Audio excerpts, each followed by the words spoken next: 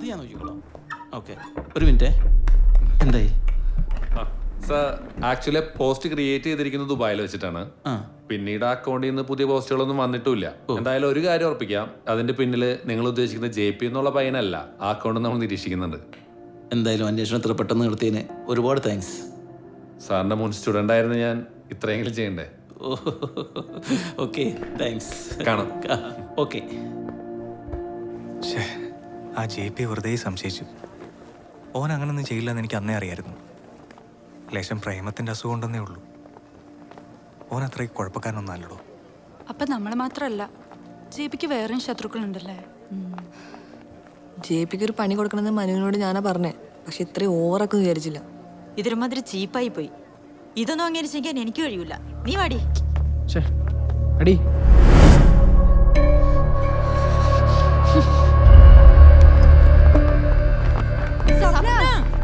നീ എന്തൊക്കെ ന്യായം പറഞ്ഞാലും ചെയ്ത് വളരെ മോശമായി. പെൺകുട്ടിയോട് ചെയ്യാൻ പാടില്ല.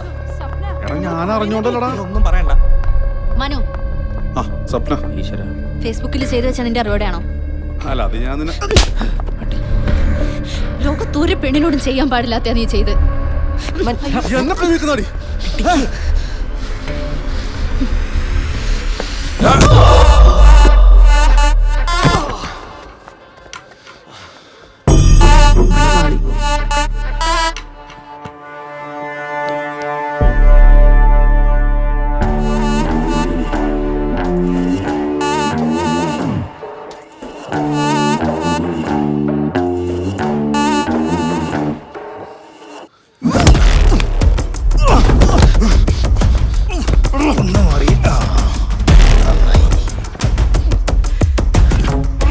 നീ ഇത് കണ്ട് ആസ്വദിക്കുന്ന അല്ല, പിന്നെ വല്ലപ്പോഴൊക്കെയല്ലേ ഉള്ളൂ.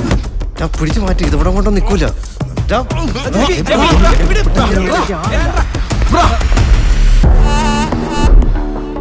നിനക്കെ കാണിച്ചടാ. പോടാ.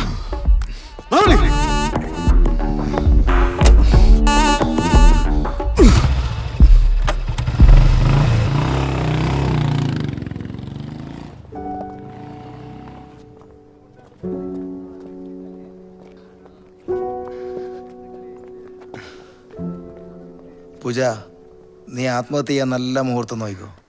വേണ്ടി വരില്ല ചന്തു. നീ ചാവാ റെഡി ആയിക്കോടി. ഓടി.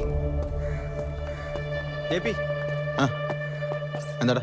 എനിക്കൊരു കാര്യം പറയാനുണ്ട്. മനു നമ്മൾ ഉദ്ദേശിക്കുന്ന ആളല്ല. ഓനോട് കളിക്കുമ്പോൾ നീ സൂക്ഷിക്കണം. നീ കാര്യം തെളിച്ചു പറയില്ലേ? തൊലിച്ചു പറയാനൊന്നുമില്ല. മനു നമ്മൾ ഉദ്ദേശിച്ച ആളല്ല. സുഹൃത്തുലാലിനെ കൊന്ന കേസക്കാരും അല്ല. അതൊരു രാഷ്ട്രീയ കൊലപാതകവും അല്ല. പിന്നെ ടൗണിലുള്ളൊരു കൊട്ടേഷൻ ടീമാണ് അതിന്റെ പിന്നിൽ. ആ ടീമൊക്കെ ആയിട്ട് നമ്മുടെ മനുവിന് നല്ല ബന്ധമുണ്ട്. ഓനോട് കളിച്ചാലേ പണി എഴുന്നാ കിട്ടുന്നെന്ന് പറയാൻ പറ്റില്ല. എന്തിനു വേണ്ടിയാ? അതിലൊരു കൂതറ പിന്നാലെ നടന്ന പെണ്ണെയാ ഈ സുഹൃത്തുലാൽ കയറി പ്രേമിച്ചത്. ഓനോട് പലതവണ പറഞ്ഞിട്ടും അവൻ പിന്മാറിയില്ല. അതിന് ഓരോ കൊടുത്ത പണിയാ. ഓൻ കൊല്ലപ്പെടുന്നതിന്റെ തലേന്ന് കേസോയിലെ ബെന്നി ഓനെ തല്ലും കൊല്ലും എന്നൊക്കെ പ്രസംഗിച്ചപ്പോ എല്ലാരും വിചാരിച്ച് ഓറായി ചെയ്തതെന്ന്. ഓനൊരാവേശത്തിൽ പറഞ്ഞതാ. ഇതൊക്കെ നീ എങ്ങനെ അറിഞ്ഞേ? ഇലക്ഷന്റെ തലേന്ന് മനുവിന്റെ ഫോണിലൊരു കോള് വന്നു. എങ്ങോട്ടാടാ? ടൗണിലേക്കടാ. ഞാനും വരാം. ഞാനിപ്പോ തിരിച്ചു വരും. ഈ ഇലക്ഷന്റെ തലേന്ന് അങ്ങനെ ഒറ്റയ്ക്കൊന്നും പോകാൻ പാടില്ല. വിട്. വേഗം വരടാ.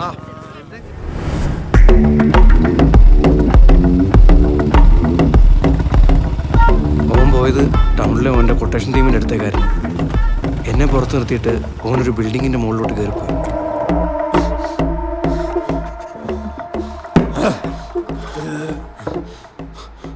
സുഹൃത്തുലാലിനെ കൊന്നത് നമ്മളാണെന്നുള്ള കാര്യം ഞാൻ പോലീസിനോട് പറയുമ്പോ അനക്ക് ഉറക്കില്ലടാ. എന്താടാ? എന്താ പ്രശ്നം? എടാ മനു, ചെക്കൻ എന്തെല്ലോ വിളിച്ചു പറയുന്നടാ. ഞാൻ എല്ലാം തുറന്നു പറയും. തൊള്ളു കുടിച്ചപ്പോ വിറ്റെടുക്കണം വാങ്ങിച്ചു മോനെ. എടാ, സുഹൃത്തുലാലിനെ കൊന്നത് ഈ കരി കൊണ്ടോ? അനക്കത് ആരോടും പറയാണ്ട് മനസ്സമാനം കിട്ടില്ലടാ. അത് പറയാൻ നീ ഉണ്ടായിട്ട് വേണ്ടേ?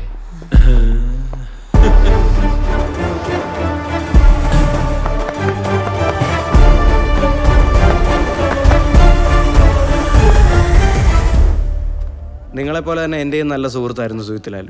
പിന്നീട് ഒരു നിമിഷം പോലും ഓൻ്റെ ഒപ്പോ എൻ്റെ പ്രസ്ഥാനത്തിൻ്റെ ഒപ്പോ നിൽക്കാൻ എനിക്ക് കഴിയുമായിരുന്നില്ല. അതാണ് SFIയുടെ സ്ഥാനാർത്ഥിയായിരുന്നിട്ട് കൂടി അന്ന് ഉച്ചയ്ക്ക് തന്നെ KSOയിലേക്ക് മാറിയത്.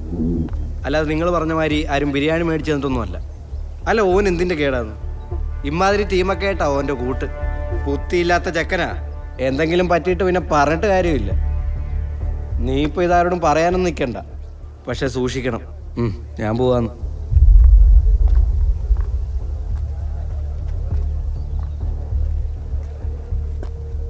അപ്പോൾ സുയിത്ലാലിൻ്റേത് പ്രണയത്തിൻ്റെ പേരിലുള്ള കൊലപാതകമാണല്ലേ? ഓനാള് ഭയങ്കരനാണല്ലേ? ഓൻ്റെ പോക്ക് കണ്ടിട്ടേ ശക്തമായിട്ടുള്ള തിരിച്ചടി ഉണ്ടാവും. ഒരു ഭാഗത്ത് ALS, ഒരു ഭാഗത്ത് SFI, വേറൊരു ഭാഗത്ത് മനു, അങ്ങേപ്പുറത്ത് സ്വപ്ന. നിന്റെ പ്രേമം നടക്കും. ഇതിനേക്കാളും വലിയ പ്രതിസന്ധികളെ ഞാൻ തരണം ചെയ്തിന്. ഇത് ഞാൻ പുഷ്പം പോലെ കൈകാര്യം ചെയ്യും. പ്രതിസന്ധി അതാ പുഷ്പം വന്നിട്ടാ.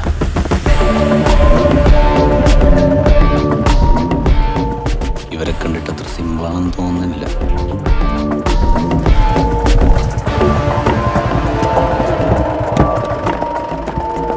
മൊത്തം അഭ്യാസികളാണല്ലോ. ഓടേണ്ടി വരും.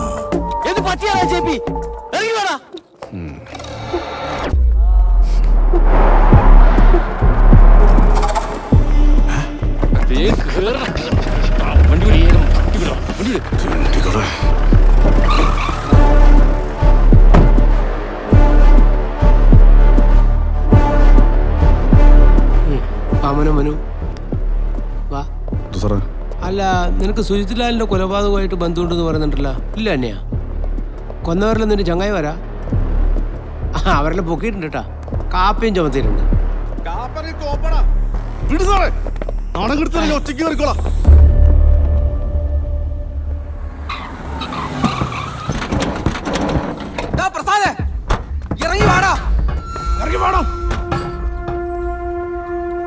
അയ്യോ ചേട്ടാ, നിങ്ങളെന്താ ഇങ്ങോട്ട്? ഞാൻ അങ്ങോട്ട് വരുമല്ലോ. നിർത്താതിന്റെ അഭിനയം. കാശ് വാങ്ങി മുങ്ങി നടന്നാ നമ്മളെ കിട്ടില്ലെന്ന് കരുതിയാ? അയ്യോ ചേട്ടാ, ഞാൻ അങ്ങനെ ചെയ്യൂ. ഇന്നലെ വിളിച്ചപ്പോ നീ എന്താടാ പറഞ്ഞ? പുളുത്തു വന്നാ?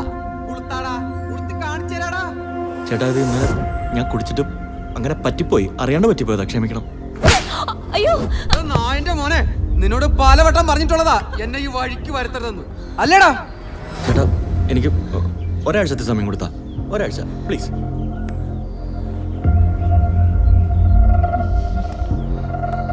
ഇനി നീ കാശ് തരണ്ടടാ.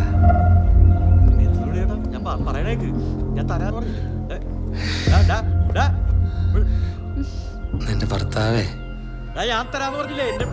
ഈ പൊന്നുമോൻ എന്റെ കയ്യിൽ നിന്ന് 2 ലക്ഷം രൂപ മേടിച്ച് തിരിച്ചടക്കാൻ ഞാൻ കുറെ അവധി കൊടുത്തതാ. 5 പൈസ പോലും തിരിച്ചു തന്നിട്ട് പിടക്കലടി. കൈയെടുക്കടാ. കയ്യിലിരിക്കണ തെറ്റ്.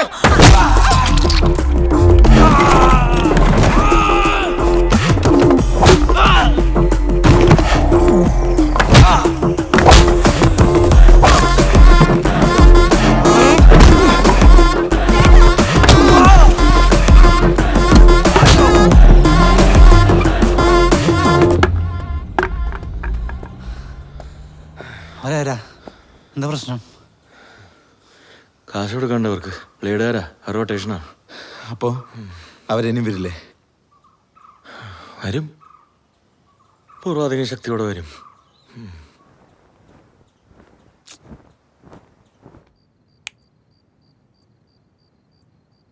എന്താ പറ്റി എൻ്റെ അളിയന്?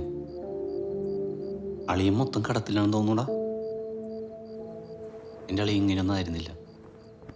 എന്തോ സംഭവിച്ചിട്ടുണ്ട്. പിന്നെ ഒരു ആശ്വാസം, ആ മനുവിൻ്റെ ശല്യം ഉണ്ടാവില്ലല്ലോ. ഓൻ്റെ കാര്യത്തിൽ ഇത്രയും പെട്ടെന്നൊരു തീരുമാനമാവുമെന്ന് ഞാൻ വിചാരിച്ചിട്ടില്ല. അല്ലേലും മനു എനിക്കൊരു ശല്യമൊന്നും ആയിരുന്നില്ല.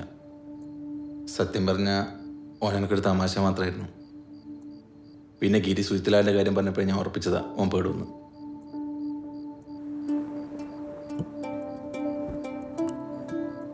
എന്നാലും ഓളെന്താണ് എന്നെ ഇഷ്ടപ്പെടാതെ? അതിൽ മാത്രമേ എനിക്ക് സങ്കടമുള്ളൂ. ചിലർക്ക് ഒരിക്കലും ഇഷ്ടാവില്ലല്ലേ?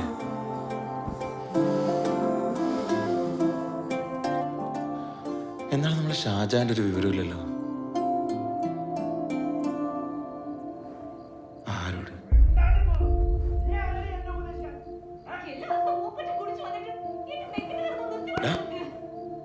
പാവാടാ. എടി എനിക്ക് സൗകര്യമുള്ള പോലെ ജീവിക്കൂടി. നിനക്ക് ഇതൊക്കെ കണ്ടും കേട്ടും നിൽക്കാൻ പറ്റുമെങ്കിൽ മാത്രം ഇവിടെ നിന്നാ മതി. ഇല്ലെങ്കിൽ ഇറക്കി പോടി. ഓ പിന്നെ 100 പവന്റെ പൊന്നല്ലേ നിന്റെ അച്ഛൻ എനിക്ക് കൊണ്ടുവന്ന് തന്ന്. എടി 3 പോലത്തെ മാലല്ലേ നീ കൊണ്ടുവന്ന്. ആ പൈസക്ക് എന്റെ ക്യാമറയുടെ ലെൻസ് പോലും മേടിക്കാൻ പറ്റൂല. അത് ഞാനങ്ങ് വിറ്റു. എടാ നിന്റെ ചൊറിഞ്ഞ വർത്താനം കാരണം എന്റെ ക്യാമറ വരെ ഞാൻ തല്ലിപ്പൊട്ടിച്ചു. തോട്ടങ്ങി മോങ്ങാൻ. എടി നിന്റെ അടുത്ത് ഞാൻ 1000 പ്രാവശ്യം പറഞ്ഞില്ലടി കാത്തിരിക്കാൻ. എന്റെ ജീവിതം നശിപ്പിച്ച് കിടന്ന് മോങ്ങുന്നോടി. അച്ഛനും അമ്മനെ വേറൊരാൾക്ക് കെട്ടിച്ചെടുക്കുന്നു പറഞ്ഞിട്ടല്ലേ എനിക്ക് അത്രയ്ക്ക് ഇഷ്ടമായതുകൊണ്ടല്ലേ. ഓ ഇഷ്ടത്ര. നീ ഒരു ദിവസമെങ്കിലും എനിക്ക് മനസ്സമാൻ തന്നിട്ടുണ്ടേ. ഈ ലോകത്തിന് ഏറ്റവും കൂടുതൽ ഞാൻ വെറുക്കുന്നു തന്നെയാ.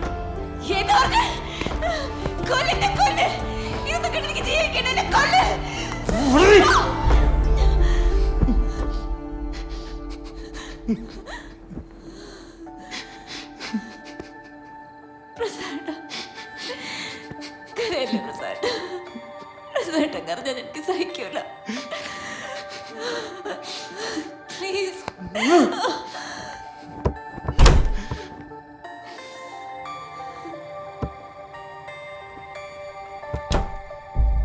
എന്താട്ടാ പ്രശ്നം?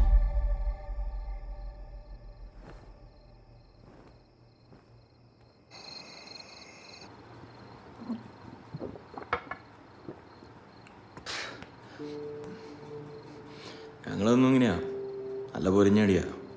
അല്ല നിങ്ങൾ പ്രേമിച്ചതിലാണ് ചോദിച്ചല്ലേ? അതൊക്കെ അതെ. അന്ന് മുതലാ ഞാൻ നശിച്ചു തുടങ്ങി. എൻ്റെ ജീവിതത്തിൽ പറ്റിയിട്ടുള്ള ഒരേ ഒരു അബദ്ധം ഇവളായിട്ടുള്ള ഒളിച്ചോട്ടം. എനിക്ക് കുറേ കടമുണ്ടോ. ഇവളെ സന്തോഷിപ്പിക്കാൻ വേണ്ടി ഞാൻ കുറേ കാശും കടം മേടിച്ച് വലിയ കടക്കാരനായി. അന്ന് മലബാർ കോളേജിൽ പഠിക്കുമ്പോഴാണ് ഞാൻ അവളെ ഇഷ്ടപ്പെടുന്നത്. ആദ്യം ഞാൻ അവളുടെ പുറകെ നടക്കുമ്പോൾ എന്ത് ജാടയായിരുന്നു അറിയാമോ. ഞാൻ വിചാരിച്ച് ഈ ജന്മം അവളെന്നെ ഇഷ്ടപ്പെടില്ലെന്ന്. ഒറ്റ ദിവസം കൊണ്ട് എല്ലാം അങ്ങ് മാറി. ഓക്കെന്നോട് ഭയങ്കര പ്രേമം. ഇത് എൻ്റെ മാത്രം അനുഭവമായിരിക്കില്ല. മിക്കവാറും പ്രേമിച്ച് കല്യാണം കഴിച്ച എല്ലാവരും അവസ്ഥ ഇത് തന്നെയായിരിക്കും. ഏത് വിഷയം ഇടുന്ന് ഇറങ്ങേണ്ടി വരുള്ളൂ. 5-8 മാസമായി വാടക കൊടുത്തിട്ട്. ഇങ്ങനെ പോയാൽ ഞാൻ ആത്മഹത്യ ചെയ്യും. ഇനി മുന്നോട്ട് പോകാൻ വയ്യടൂ. ചേട്ടാ അങ്ങനെയും ചിന്തിക്കല്ലേ. അമ്മയ്ക്കാരും വേണ്ടി വരില്ല. എന്നെ ആരെങ്കിലും തല്ലി കൊല്ലും. കോളേജിൽ പഠിക്കുമ്പോൾ പ്രേമമൊക്കെ ഉണ്ടെങ്കിൽ അത് അവിടെ തീർത്തേക്കണം. പുറത്തേക്ക് കൊണ്ടുവരാൻ നിന്ന എൻ്റെ ജീവിതം പോലെ കട്ട പോകുകയാവും. മനസ്സിലായ?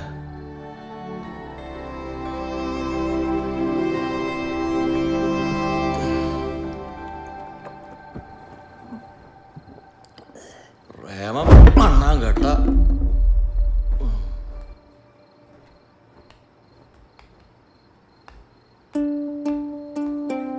നീയല്ലേ പറഞ്ഞേ നിന്റെ അളിയനും പെങ്ങളോട് അടിച്ച് പൊളിക്കാന്ന്?